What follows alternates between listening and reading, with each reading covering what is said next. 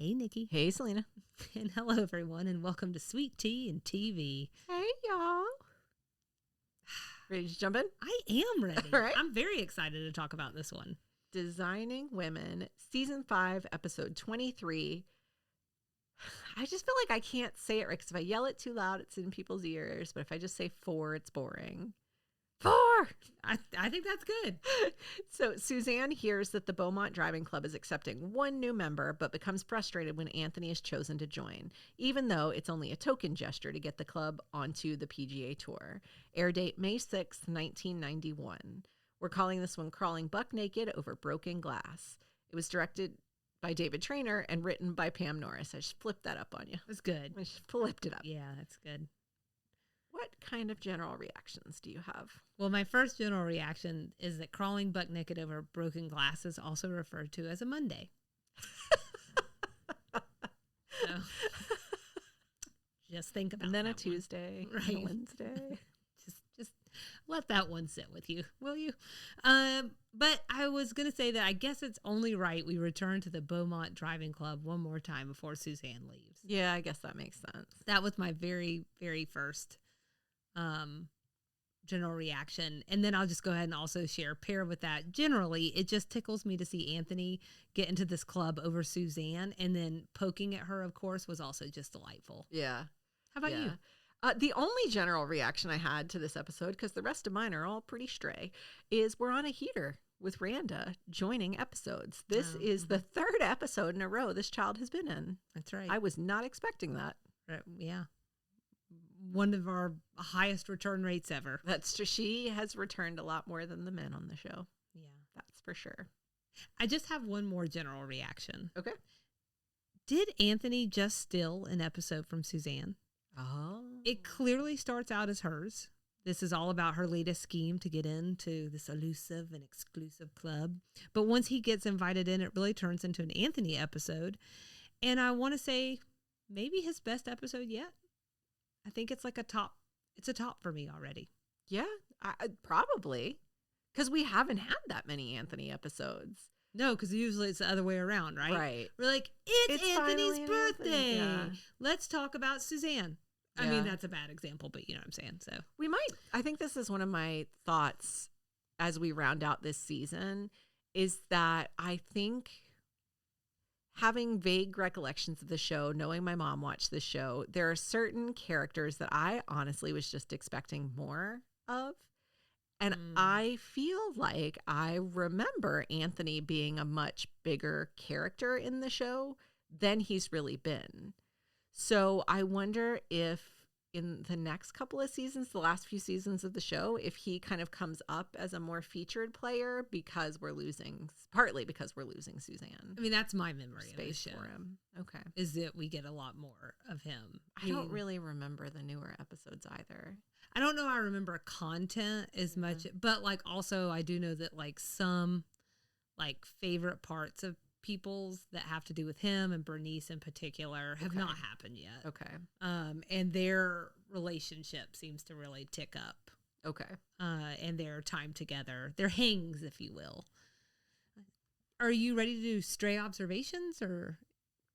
I am. Okay. What you got?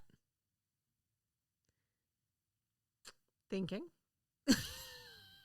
why is this on Stray versus maybe because I just want to talk about it more. Okay. Charlene and her intros in the episodes always send me Stray. Like every time she starts talking, I immediately go down a rabbit hole. Yeah. Helen was the one that she talked about. Helen, Georgia.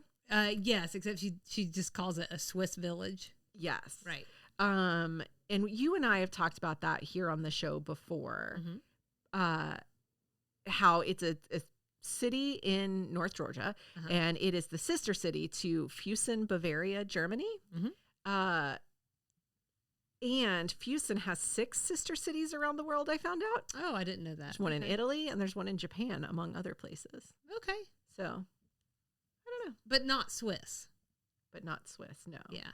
Not that I know. I think that was a faux pas, I think. Yeah. Yeah.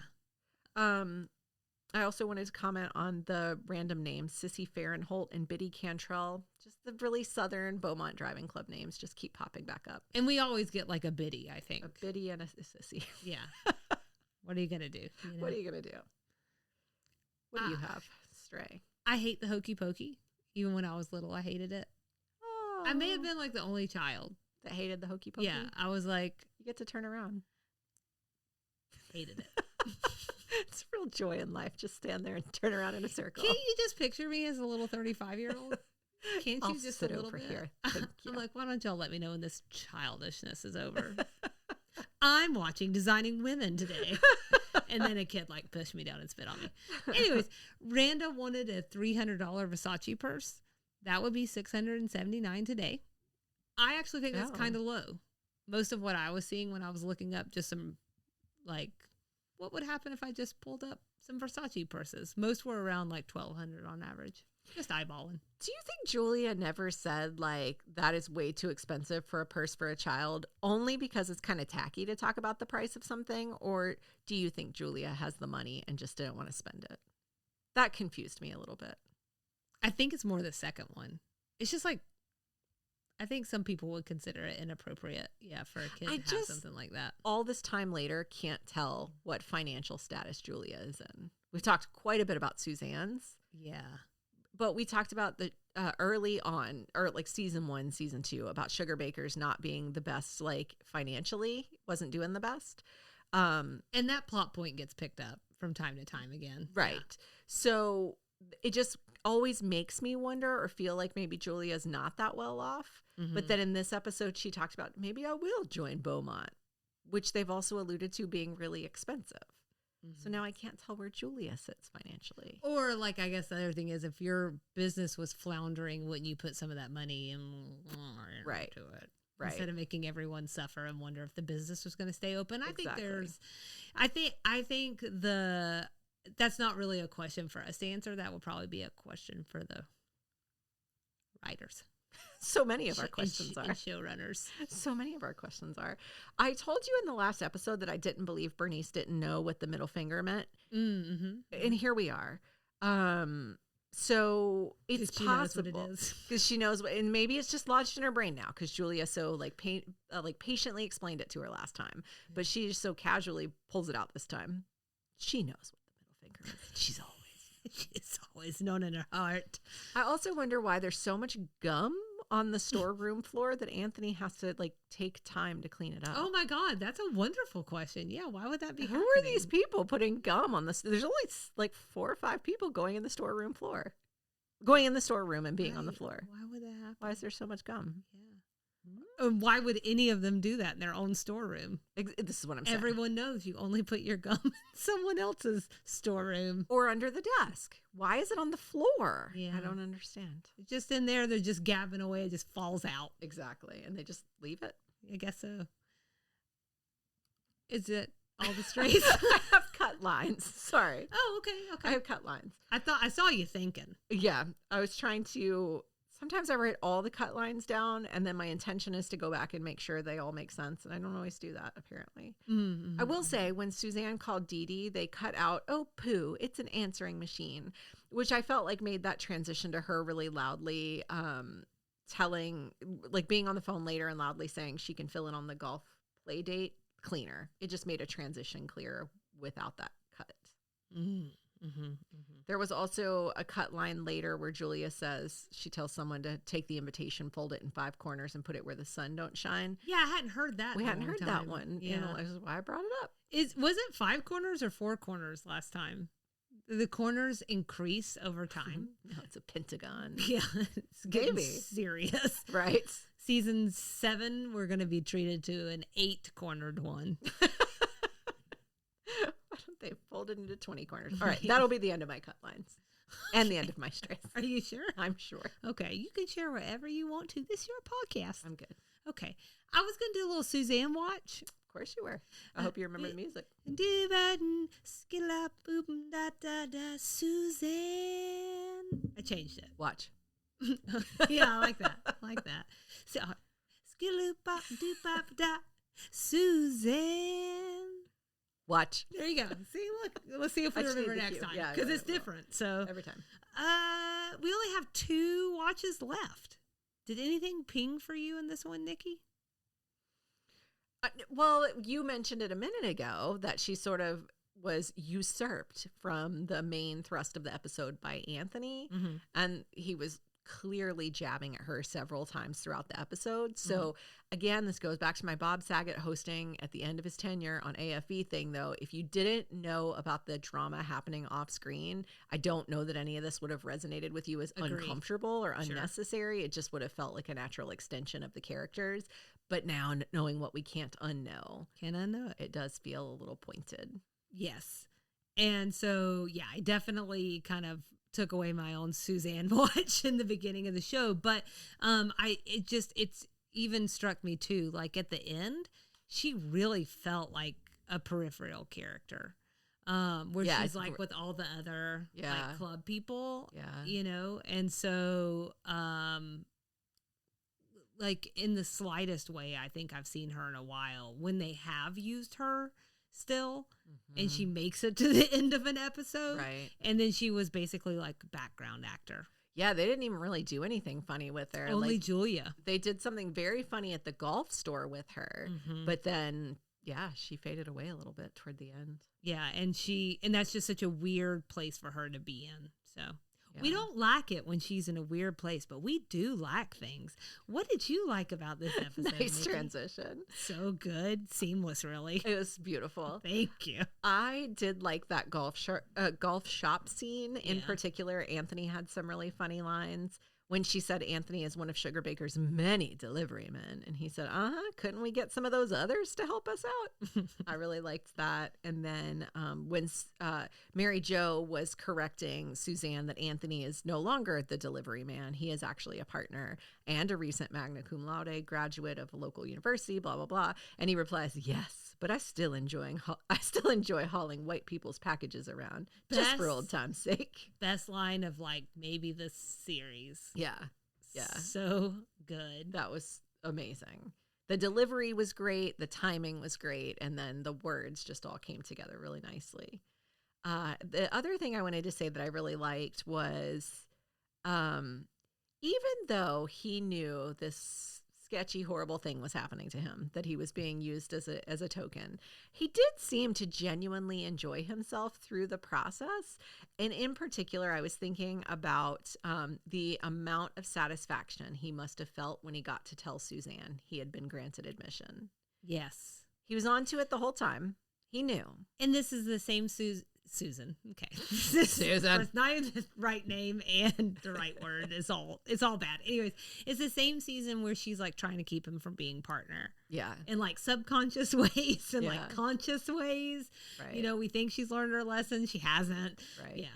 Yeah, that must have felt really good. I agree. I also really like that conversation that he had with Julia.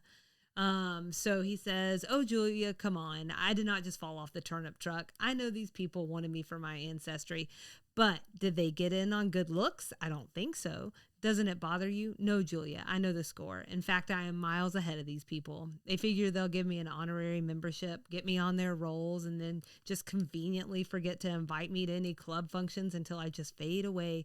That's what you're thinking? Approximately. That may be their plan, but it's not mine. You want to hear my plan? I'm going to every party. I'm going to every dance, every barbecue, and every time a group's picture's taken, I'll be in the front row going, cheese.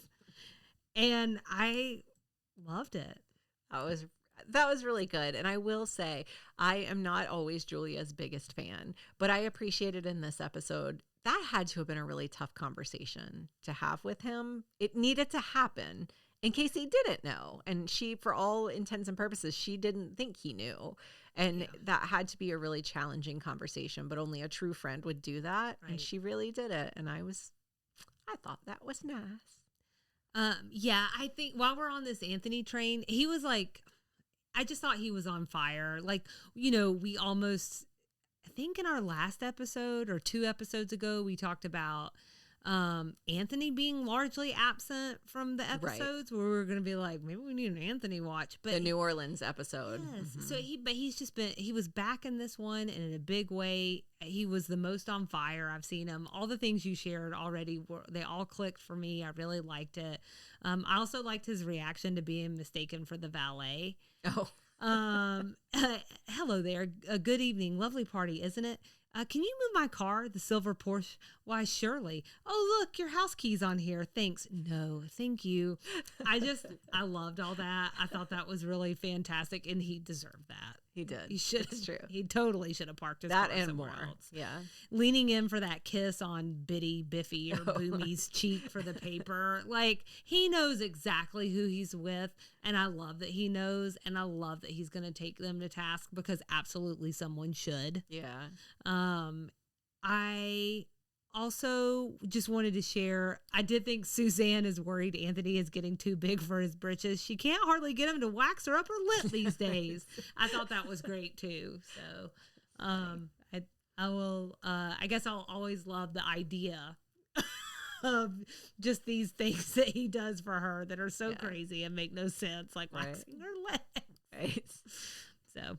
Oh, Anthony. Dislikes? I didn't have anything. Okay, so this episode. I wanted to see Suzanne be better. I think it's a little bit of a sour note for her to go out on right here at the very end of the run and of her run. You know, we get it. She's always flirting with racism, but this is Anthony. You know, she called him her best friend earlier in this season, and I wanted her to go to bat for him in some way, even if it was privately, even if that's all she could give us. And then I was also sad because there is that tiny insinuation that she really wanted to dance with him, and she missed her chance. Yeah. So it was also like this final like love lost, and I think we've talked about it before, but like we know that LBT said that if the show had gone on, if both of them had stayed, she would have put them together eventually. So their relationship was throughout now that we have the benefit more or less of being able to look back, it was really unevenly treated throughout the entire time they were on the show together, and not unevenly treated in a will they won't they sort of way, like unevenly treated in a we all feel like they will until they don't, if that makes sense. Like you said, she had this look on her face like she wanted to dance with him, but she had been such an a-hole the rest of the episode to him, and not in like a a-hole to his face, but privately doing whatever. She's just an a-hole to him. Yeah. So it was just really uneven. right. I think it was definitely not a coincidence she went out on a sour note like that, but I just think it was a disservice to their relationship. Right. And maybe a disservice to the fans. And the show. So, and history. In this podcast. On that note, would you like to rate this sucker? Yes. So my rating scale was upper crust mingles. I gave it a 4.5. That's a pretty top-notch episode. I had 0 dislikes, so it probably should have been 5. But you know what I've said before. I'm cracking down a little bit. We said earlier, we haven't had a lot of exclusive Anthony focus, so that was a nice change of pace. It was also funny just to see him and Suzanne going back and forth through the whole episode, the whole uneven thing notwithstanding, but just like watching the Barbs go back and forth was really funny, and I enjoyed that. I gave it a 5 out of 5. 5 out of 5. Even with that, because that dislike, it's a picky thing, and it's something that we can't change. And this is a sitcom, and this is only a half serious thing and anyway. We can do whatever we want. It's mine. But yeah, so 5 out of 5 camera caught smooches. I just really like this one. I thought it was hilarious. It spoke to a really important social issue of the time that still resonates today. We got our Anthony back in a big way, and despite my qualm with the way that they use Suzanne, we did get a lot of her before we lose her forever, and that was nice as opposed to no Suzanne in the last episode. So, 90s things? Hello Kitty was the purse that Mary Jo offered Randa. Yeah. I put this in 90s things, which is honestly where I thought it belonged. But then I started thinking about Claudia's age and realized I must not be thinking the right timeline. It was first created in 1974. Mm-hmm. The first piece of merch was a coin purse, and it came out in 1975. Mm-hmm. So it's not really 90s, but it's dated. Well, there was a heyday. Hello Kitty store in the mall I went to when I was little, and in the 90s, and well, I don't think I don't think that kind of Hello Kitty and that whole world is probably still popular somewhere to some extent. So it's timeless. I think for the 90s, it was peak Hello Kitty time for me. So that makes sense. Yeah. So it's a perfect 90s reference. I've never been into Hello Kitty. We had a Sanrio store at Gwinnett Place Mall as well. Mm-hmm. And I did like going in there because they had just like really cute little characters and like cool pens and like cool notebooks and stuff. I liked going in there. Yeah. But I was never a Hello Kitty gal myself. Yeah. I don't think I could afford any of it, but I like to go look at it. I like to look at it. Yeah. We also had a Dan Quill reference for what it's worth.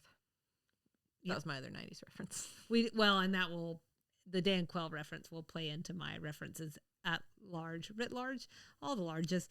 I had an answering machine on the 90s list, and then, this kind of felt weird and very of like a pre-Tiger time to be talking about, like Anthony's talking about black golfers. Tiger Woods. Yeah. Okay. Yeah, not Tony. I was like, or whatever other tiger.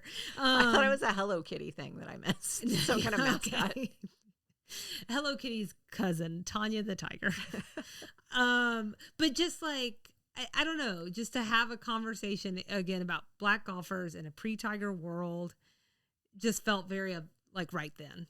Because a couple years later, he was going to blow the doors off of the golf world, you know? And I'm not trying to say that, like, he came along and racism ended in golf, but rather that just, like, have that conversation and not have his name stated in any capacity just felt, like, almost bizarre to me. Yeah. Because he is golf, you know, for so many people. Yeah. People who know it, don't know it, know zip, you know, about golf. They know who Tiger Woods is. So, Soul Train also got a mention. Another one that's been around since the 70s, but it was also on in the 90s. So it's not a science. Southern things.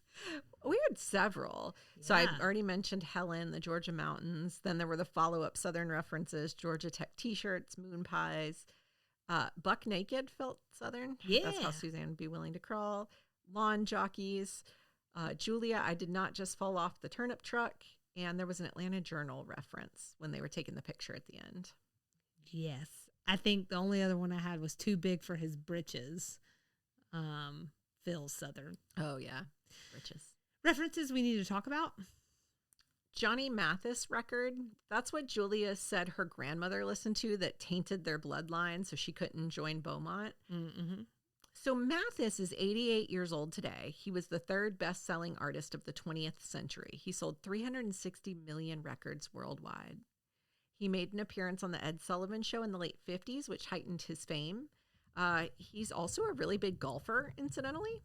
And Selena, you might find this interesting. While the character of Shy Baldwin from The Marvelous Mrs. Maisel is intended to be a composite of lots of people, Rachel Brosnahan said she most closely relates the character to Mathis. Okay. Oh, and he's black. Yeah, and also, I actually had him in the Southern category and then didn't say his name because I got really nervous about why I just naturally assumed he was from the South. But for some reason, I thought he was Southern. Oh. But actually, I don't know. Oh, okay. I was trying to, like, on the sly, look it up, and I'm not sly. Your skill set. It is not. He's from Texas. We'll call it the South. I know some people don't want to. You know who called it the South this week? Matthew McConaughey. And whatever Matthew McConaughey says goes. If it aligns with my beliefs. All right. Oh, that was so good. Okay, so references we need to talk about. Other things? That's all I had.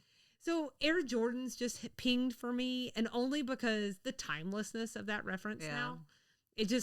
It always is a good one. Yeah. And it always hits. So the Dan Quell and the Cypress Point thing get referenced. So in December of 1990, Cypress Point makes the news after being removed from the PGA Tour because they refused to admit black members. we are going to replay for this week our extra sugar about clubs. And it's been so long ago. I know you talked about several clubs that were discriminatory.